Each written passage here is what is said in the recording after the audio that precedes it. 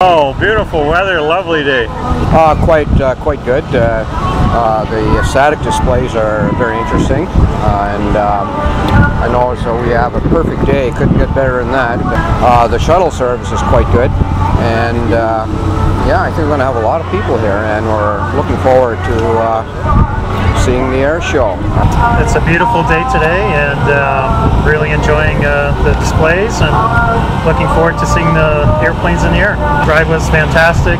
Parking is, we actually parked off-site. Lots of buses, no delays, lots of parking, very well organized.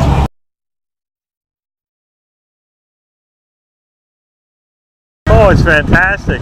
Going home, I think we landed, and within a half hour we were at home, sitting in our living room.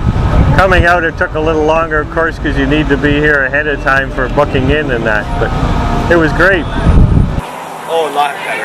I live in this area, so yeah, a couple of minutes compared to going to Pearson and all the traffic and everything's nuts. I'd rather drive here and fly from here.